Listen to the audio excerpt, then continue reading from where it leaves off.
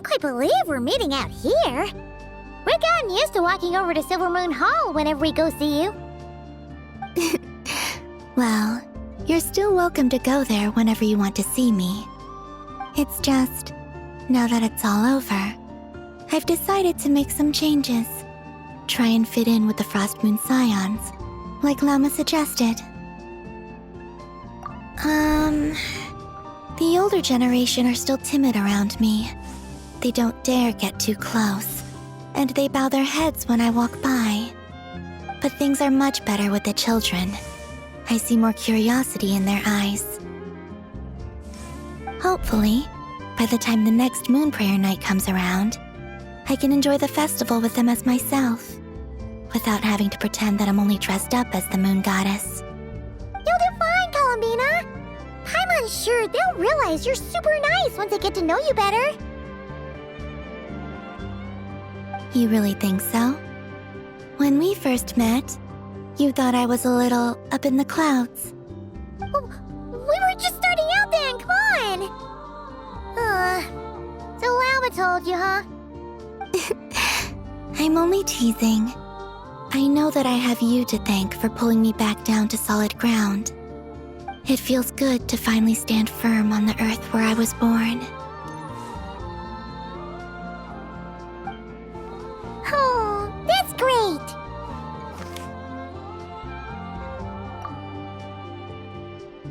Thank you. I'll make sure not to lose it this time. Well then, are you ready? Ether, what happened to our spaceship back then? Why did you leave? It's time to learn the truth at last. I'm ready as I'll ever be. Good. Then let me open the way for you.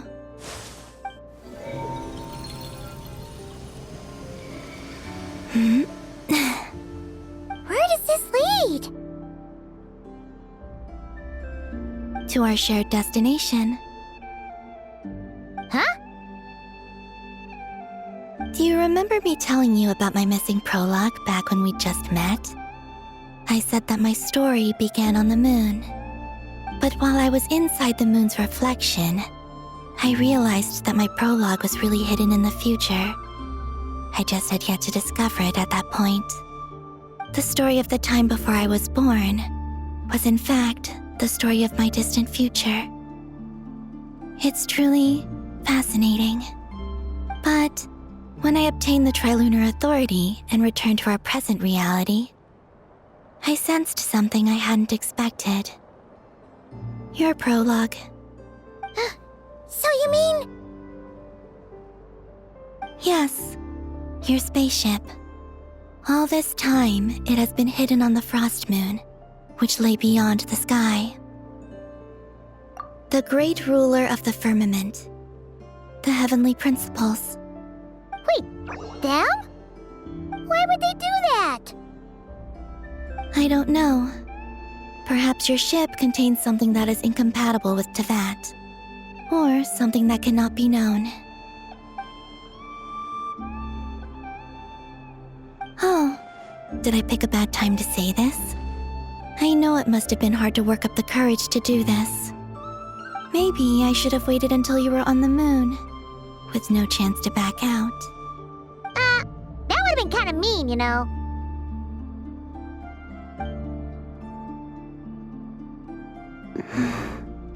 Take me there. Oh? Whatever is hiding in that ship, it belongs to me and Ether. Those memories belong to us. No one else has the right to decide whether I should or shouldn't know about it.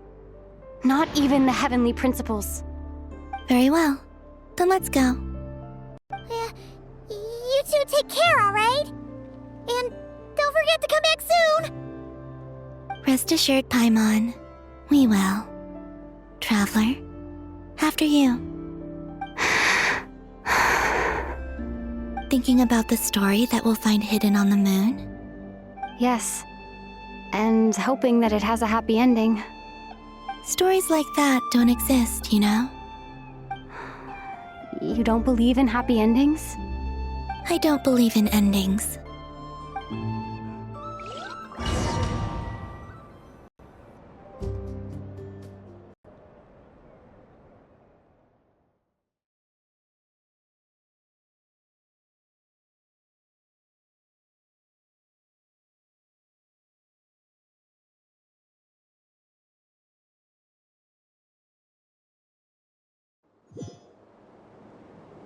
Where am I?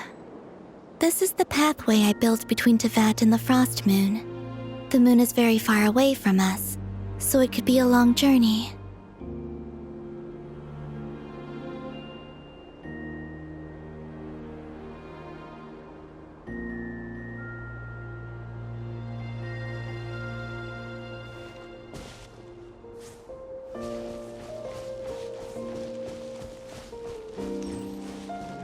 After I obtained the Trilunar Authority, I unwittingly saw past events from many of my friends' lives. One was Lauma.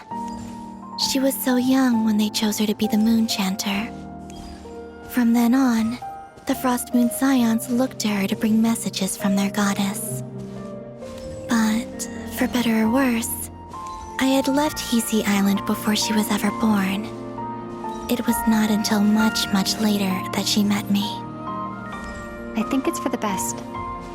Because of the way things turned out, you had the opportunity to become friends. You're right.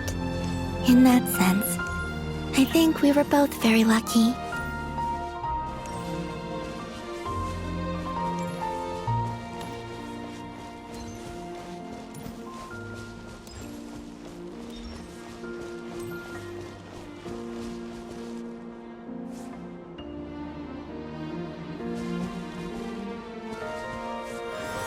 Oh, and about that mage, Nicole. I only recently learned that she has lived in Tevat since the time of the Three Moon Sisters. The Moon Goddesses always had a good relationship with the angels. I suppose our friendship continues that tradition.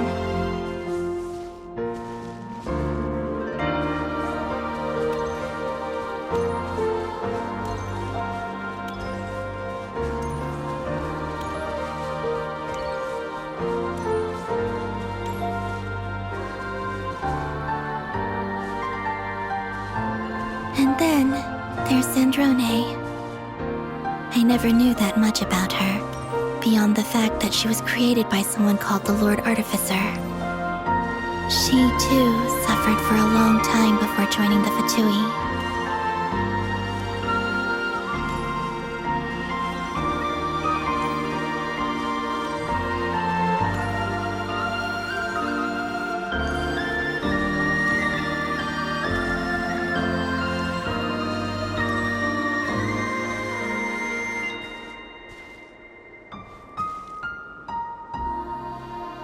How I wish I could talk to her again, even if only to hear her say nasty things to me.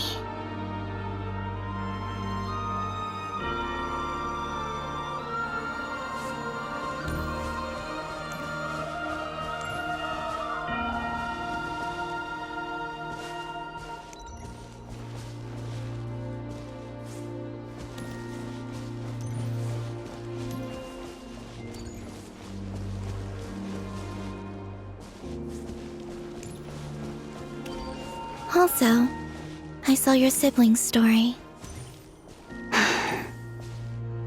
I'm afraid I didn't see much. It seems that he rarely came to the surface, where the moonlight shines. But I did notice that back when you first set out on your journey, he would often appear nearby, gazing at you from afar with a guilty look in his eyes. Ether. Let us speak no more of the past. I probably shouldn't reveal so much about my friends. It's not my place. Let the moonlight carry us forth. We are very close now.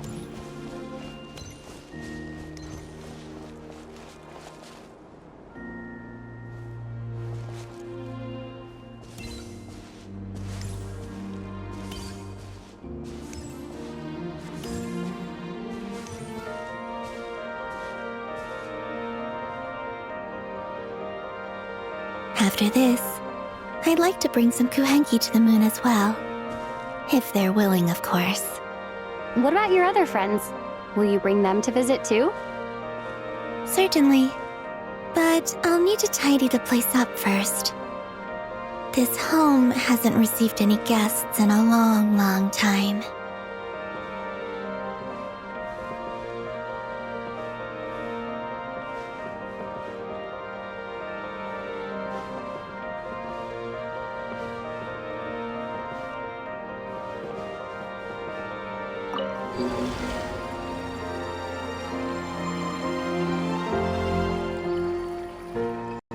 I remember writing something similar with you on Moon Prayer Night.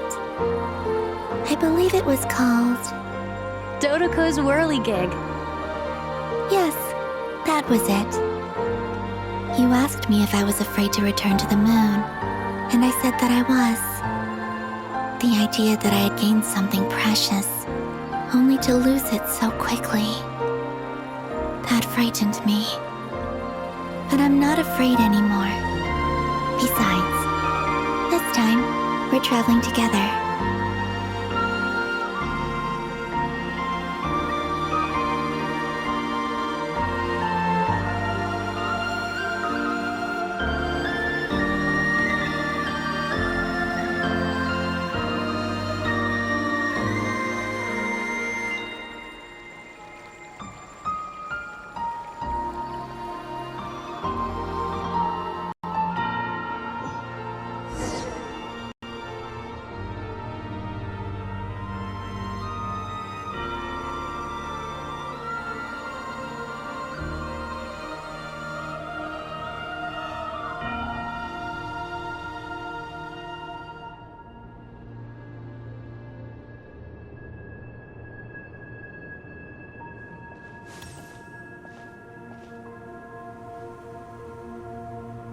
We're here.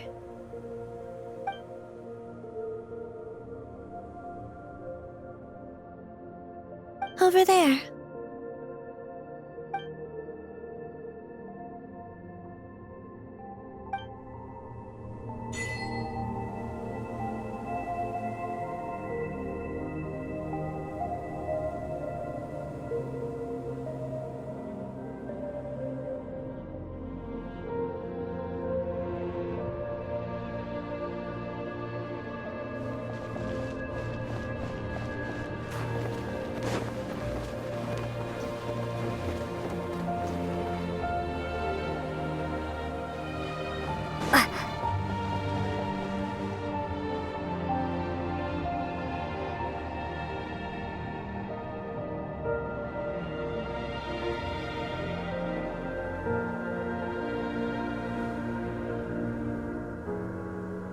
Our spaceship. It's huge. I suppose that the moon is the only place one could hide it. It'll be all right. Huh? The way you feel in this moment, I went through it too, on Moon Prayer Night. The door was right in front of me, but I struggled to find the courage to step through. Solitude for me once meant living a life in which even I was absent. Before I met you, that was the only life I knew. But that night, solitude meant throwing away the life I had gained after meeting all of you. Columbina. Go. Retrieve the part of your life that was once lost. Trust me, you will lose nothing by doing so. Look, Teyvat is right there. All of our friends are down there, waiting for us. You're right. Thanks, Columbina.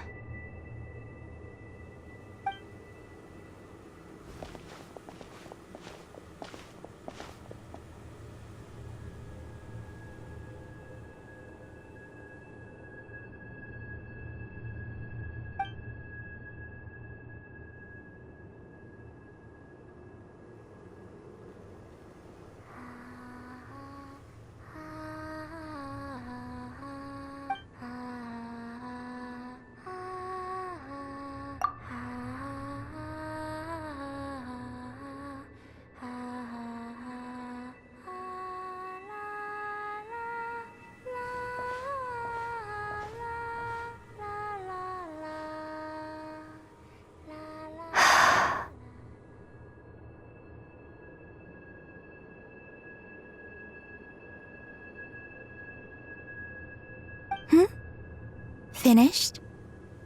Yeah. Why did you take your eye mask off?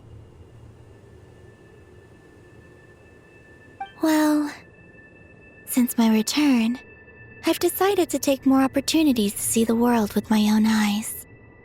Besides, I've always wondered how Tevat looks from the moon. And what do you think? It's beautiful. I could spend a whole day here just gazing at it. What about you? What do you think of the truth you found? I haven't looked at another person's expression in a long time, but I think yours is saying it was neither good nor bad.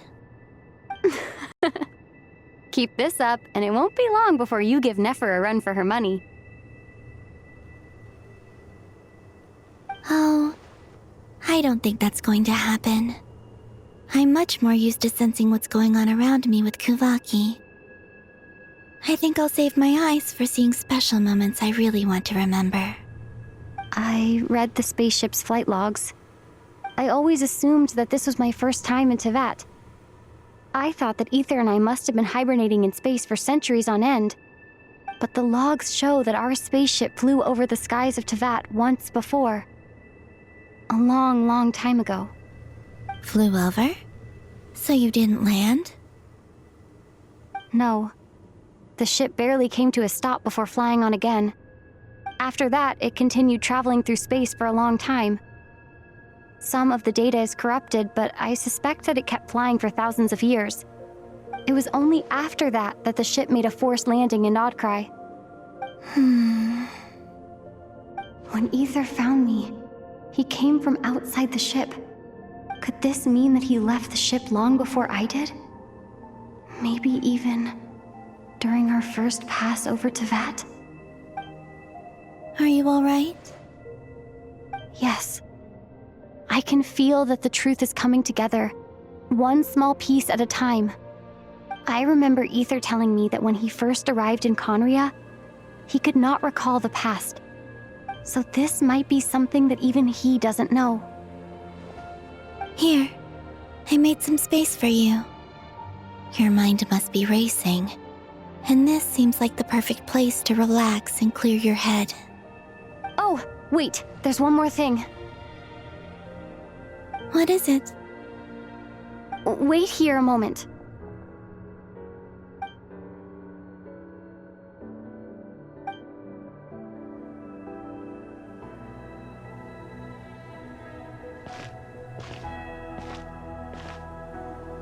Hey, Columbina.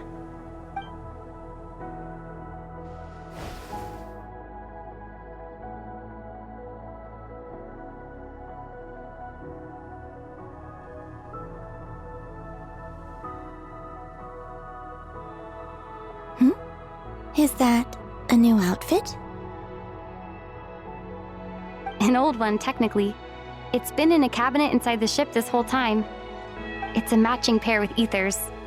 He's always liked this set more. Huh. I don't think there's a huge difference. Really? Yes, it's still the same you. You're the same person, no matter what clothes you wear. Only Columbina would make an observation like that. Traveler, do you consider Tevat your home? Home is wherever Ether is. But then, after all the time I've spent here and everything I've been through, yes, I'd say it's my home. Would you change your answer if Tevat changed appearance?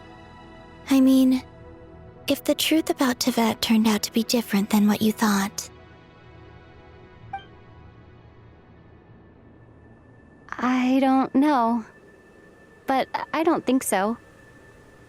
The truth is not what matters most to me about Tevat.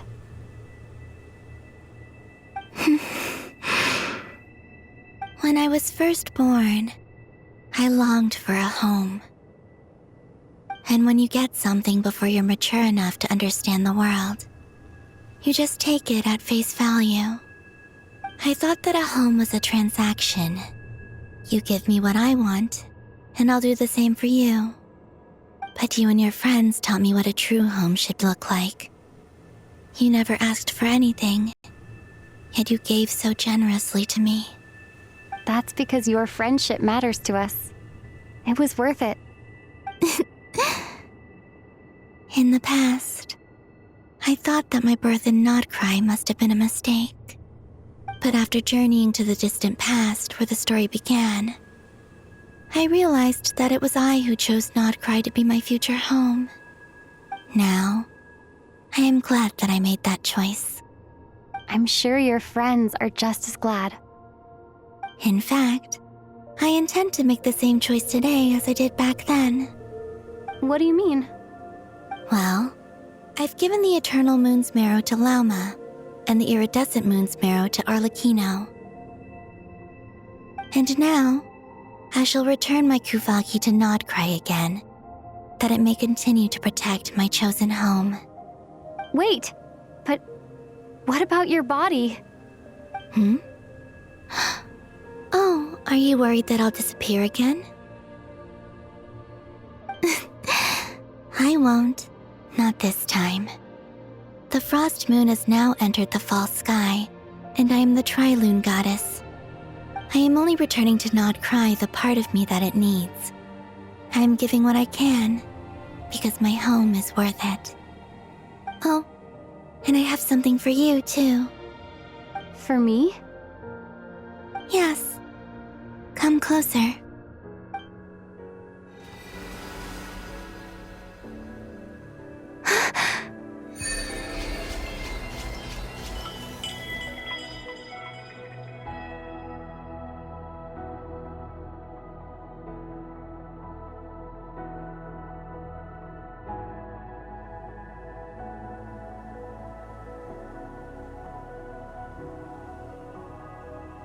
What was that? I lifted some of the restrictions this world placed on you. I trust this will help in your future adventures. My power. It feels like it's grown. I can use the elements more freely now. Thank you. This will be a great help. You're welcome. I see you as family, and after everything you've done for me, In fact, no. It's not because I owe you. It's because you're worth it. Here, this flower is for you.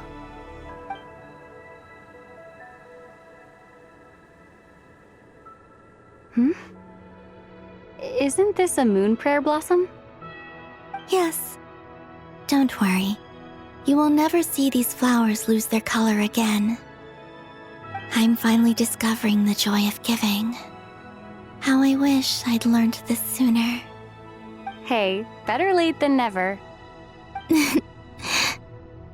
What are you thinking about now? Why don't you take a guess? You get 1 shot.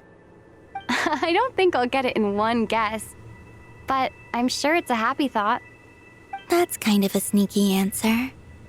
I can't say you got it wrong. Down into that, the moon seems so far away. I felt it might always lie beyond my reach. But on the moon, everything feels so close by. The haze that once enshrouded the skies has finally been dispersed. I feel like a traveler on a winter's night, starting a new chapter in my tale by the warmth of a bonfire. I don't have a lot of luggage, but I do have a lot of hope for the future.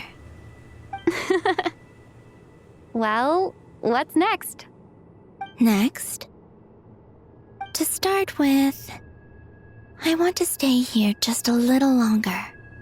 After that, let's return home and continue our journey.